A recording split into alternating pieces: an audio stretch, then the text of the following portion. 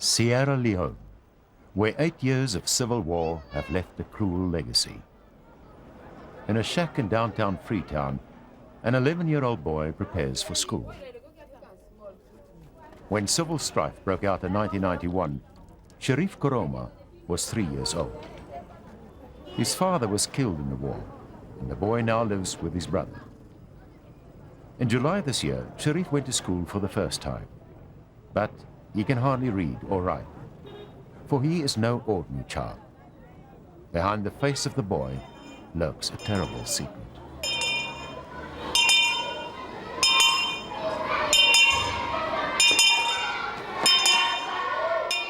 Another day starts with the children singing their country's national anthem. Sherieff shows his respect with a salute. It's a military custom he learned deep in the jungles of Sierra Leone. March 4, clap 4. March 4, clap 4. March 4, clap 4. March 4, clap 4. In June, the headmaster received a letter from a Catholic priest. Take Sierieff Koroma into your school. The boy wants to start a new life and needs an education. Sherieff was a boy soldier. Earlier this year, he commanded a group of boys on an extraordinary mission to kill innocent civilians and cut off their hands and feet.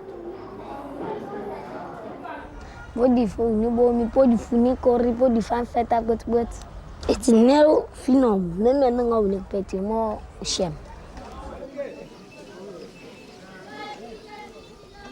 In July last year, rebels attacked the town in northern Sierra Leone where Sherieff lived with his parents and 10 brothers and sisters. The village was destroyed. His father was later killed. Sherieff went to hide in the jungle where the rebels found him.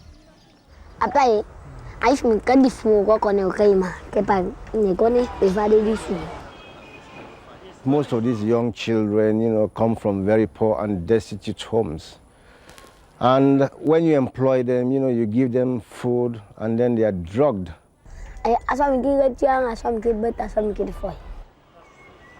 Because they are high on drugs, they can be easily manipulated and brainwashed, and they don't have enough responsibility, they don't have families.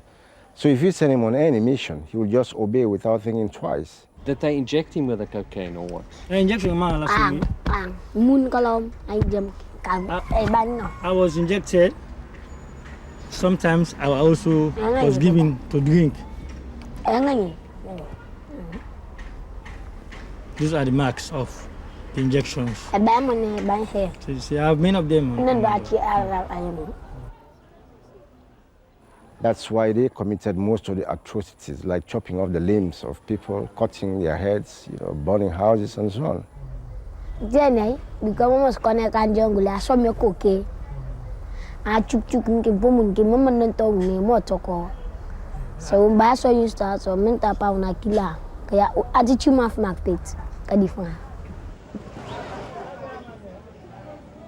Sherieff was particularly brave and was soon promoted to captain.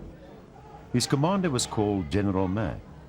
Sherieff acquired the battle name of Captain Cuthand.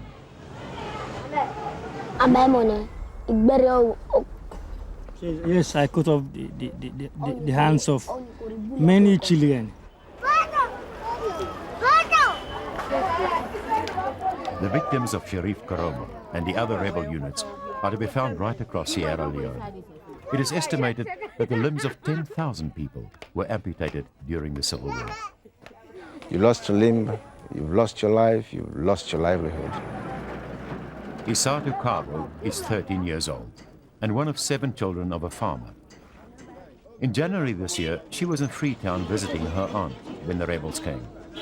There were men and there were boys, carrying guns, axes, and machetes.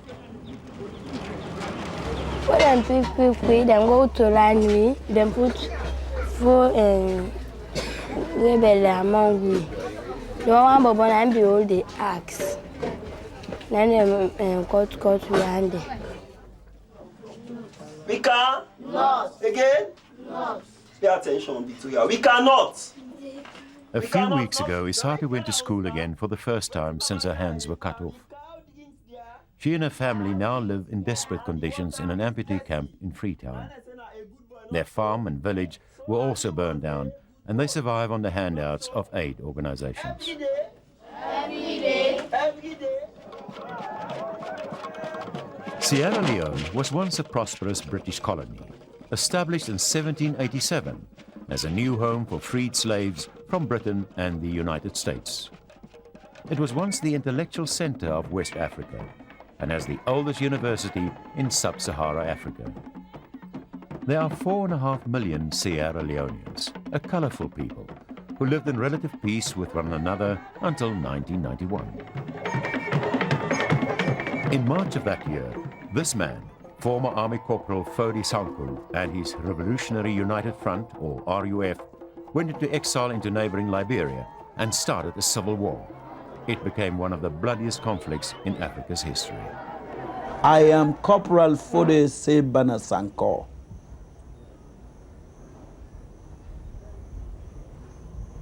People call me Pape. Why? Children, big people. I'm not Mandela. I'm Pape of Sierra Leone. In the years that followed, Sierra Leone suffered a series of coups and military dictatorships. The country was destroyed and its people devastated by civil war. It became the poorest nation on earth, with a life expectancy of only 37. And yet, it is a country blessed with a wealth of natural resources and some of the richest diamond deposits in the world. Many say that it's precisely these riches and the greed that accompany it that have kept the flames of conflict burning. The people of this country, Sierra Leone, they have been crying for war. And their cry was answered by God Almighty. In 1996, multi-party elections were held and won by Ahmed Tejan Kaba. But 14 months later, he was overthrown in a coup by Major Sierieff Koroma, leader of the Armed Forces Revolutionary Council, or AFRC. A Nigerian-led military force called ECOMOG intervened, and Kaba was returned to power in February 1998. The civil war intensified, with the Nigerians and Kaba fighting the RUF and the AFRC. I want to be a leader for the people of Sierra Leone. And I am the leader. I'm going to be the leader of the revolution. Foday Sankoh and the RUF are responsible for some of the worst atrocities committed in modern-day Africa. The trademark of the RUF was the amputation of limbs. Many of these atrocities were committed by young children. That's what me fighter.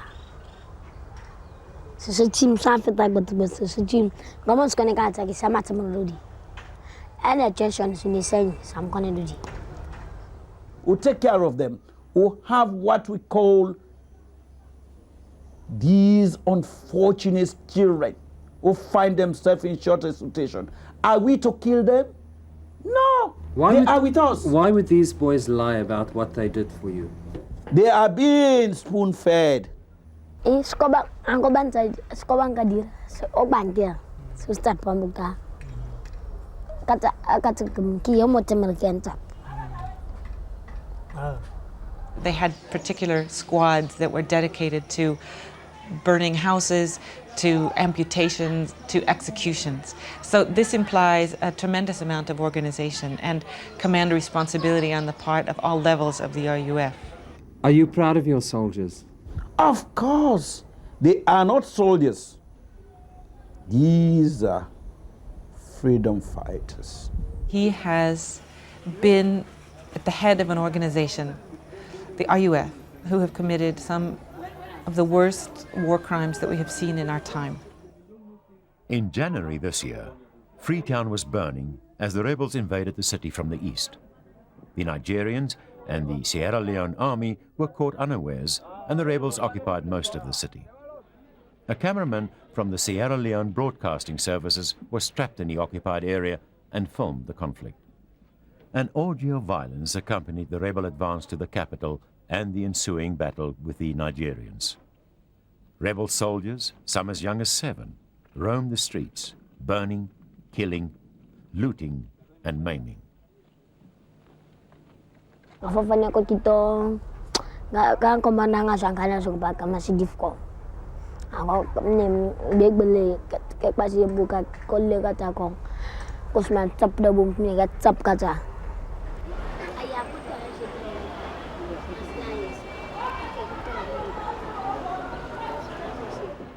Sankoh's RUF rebels were largely responsible for the killing and maiming of civilians. AFRC rebels, supporting former military dictator Sierra Koroma, soon joined in the destruction of Freetown. As the rebels rampaged through the city, hundreds of bodies were dumped at cemeteries and at the state morgue. According to the government pathologist, 7,300 corpses were officially buried. That was the greatest shock for the people of Freetown that time, to be seeing their own friends and relatives, countrymen, townsmates being gathered like ants and packed in front of the mortuary entrance.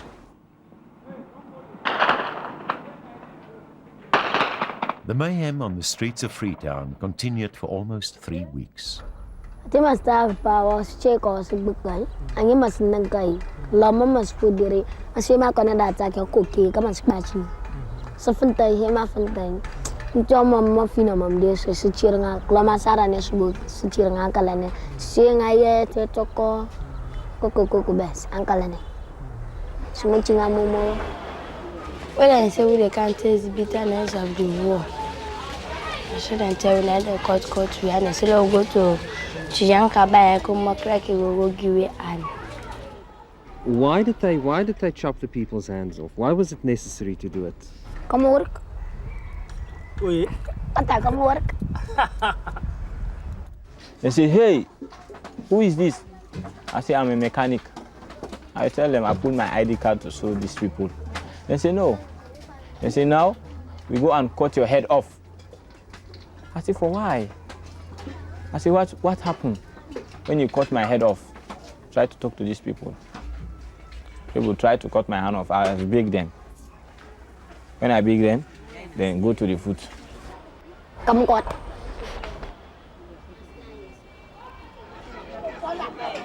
Lansana Sese is 50 years old and a former customs official. He was hiding with his family in his house when the rebels arrived. Among them were young boys.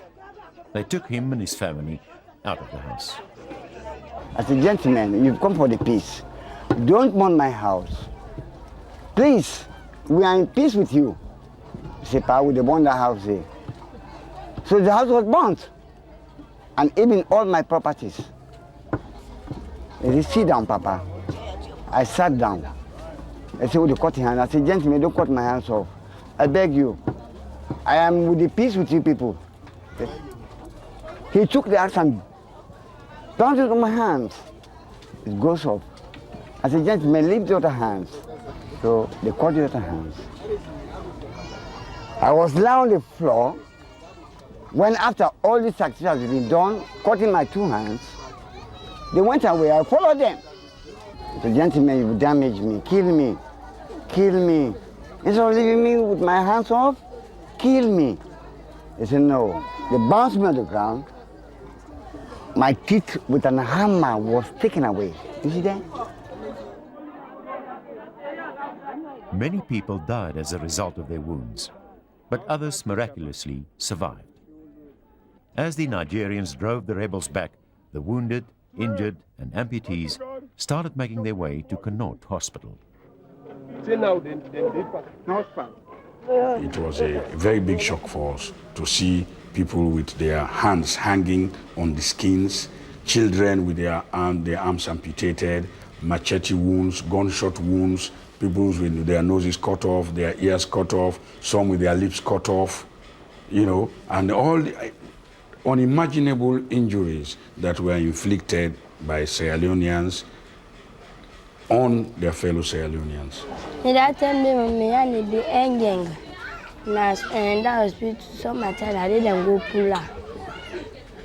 All my years of practice, that was the first time that I saw my fellow countrymen and women with those type of injuries, you know.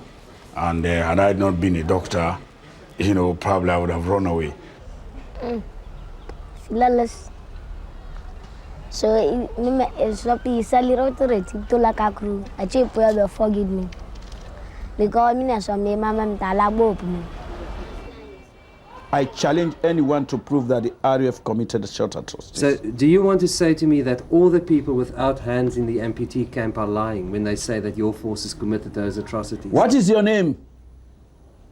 I can say I do something, I say you did it. This is Africa. People are not honest, people are not sincere. The evidence is overwhelming. Through testimonies, you know, people tell stories. They have recognized some of the soldiers. The soldiers identify themselves as being members of the RUF. My forces never use machetes, no.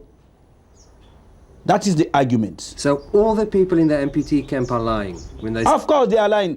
It's a makeup of the government, mind you. Why would they lie? To tarnish the reputation of the RUF or destroy us.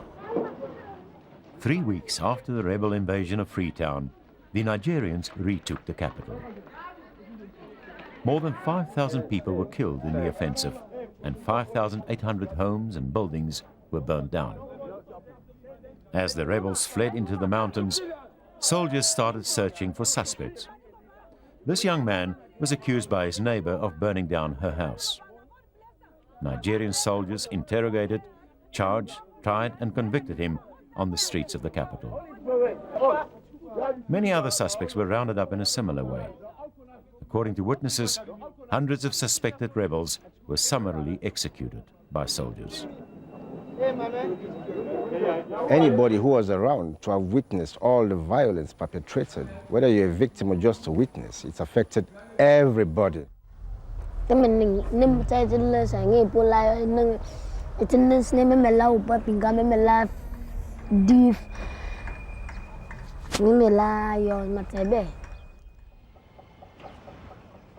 Shortly after the January offensive, President Kaba embarked on a mission to bring peace to his country.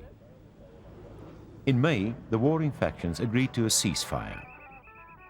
On July 7, a formal peace agreement was signed in the Togolese capital of Lomé. The agreement calls for, amongst other things, the disarmament of rebel soldiers, a United Nations peacekeeping force, and democratic elections. The two rebel leaders, Foday Sankoh and Johnny Paul Koroma, have recently returned to Freetown. An uneasy peace has settled over Sierra Leone. The prospects for peace in Sierra Leone rest in the hands of two men, Foday Sankoh and Johnny Paul Koroma. The one is a former military dictator and the other a warlord. They are today effectively vice presidents of Sierra Leone. They live in state mansions and are protected by the very Nigerian soldiers they fought so bitterly only a few months ago. Believe you me, the next general election, we're going to win it. We've won already. And if you don't win?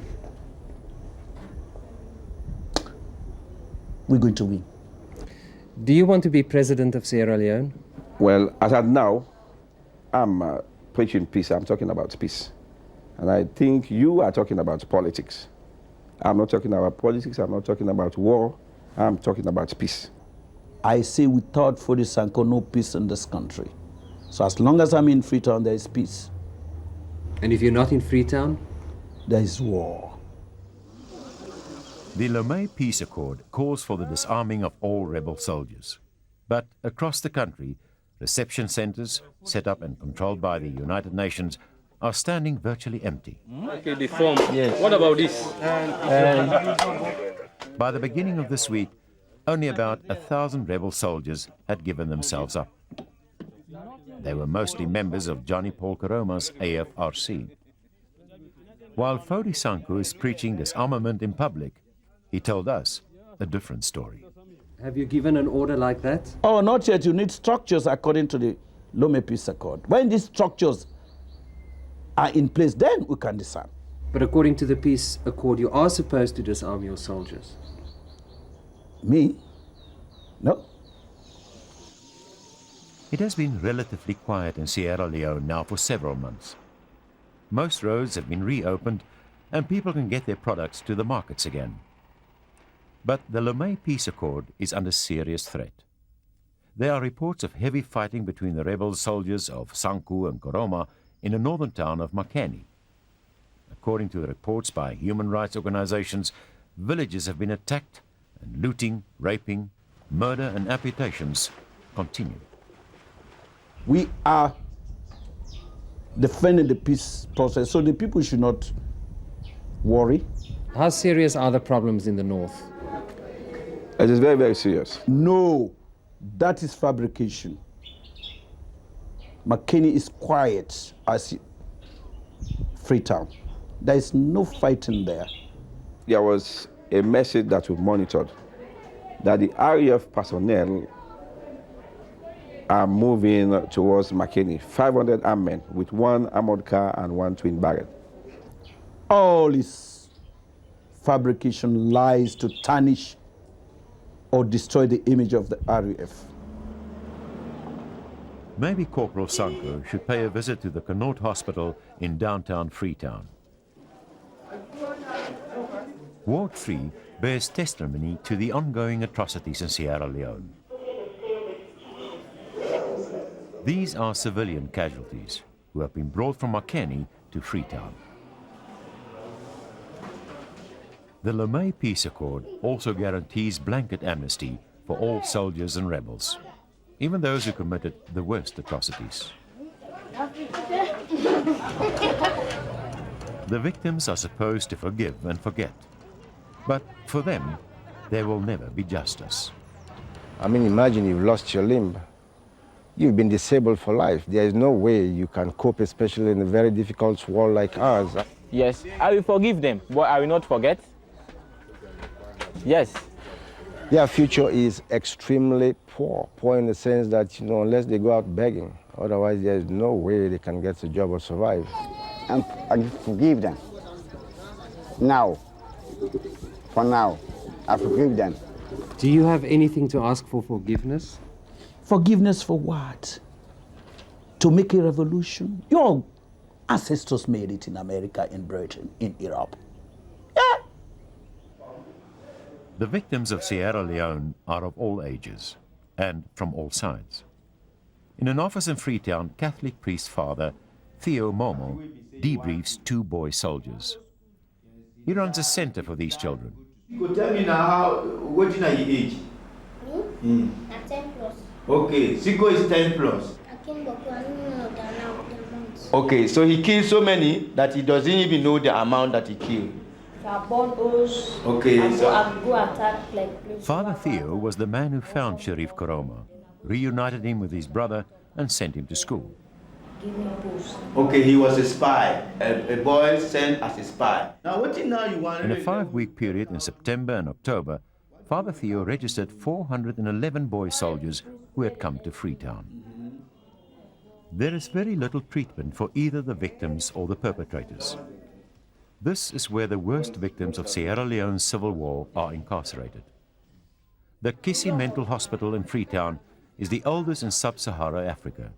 Almost 200 victims of war are held behind the high walls. Conditions at the moment are very desperate. Desperate in the sense that, we have very many psychiatric patients because of the war, and the facilities have dwindled. There is virtually no medicine, little food and few staff. People are chained to their beds to prevent them from escaping. Dr. Nahim is the only local psychologist or psychiatrist in the country. Well, the patients we have here are the chronic, helpless and hopeless patients who might be dangerous to society. These are the ones who keep here. Sherieff Koroma is lucky that some of his family are still alive and that he goes to school. But he is also haunted by his memories.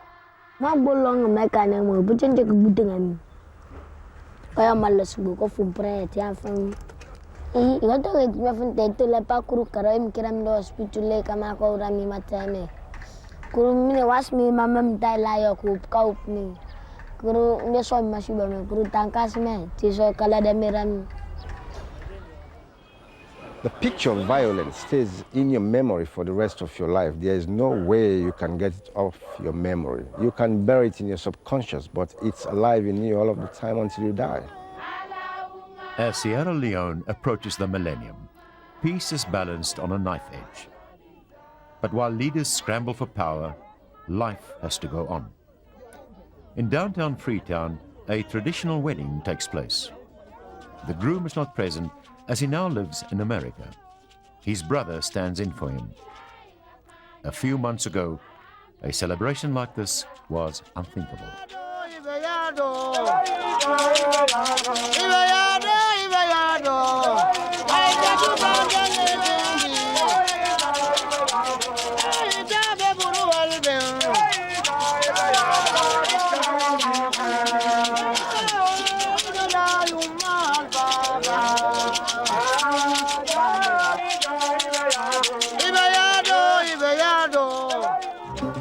Join us again next week for another special assignment.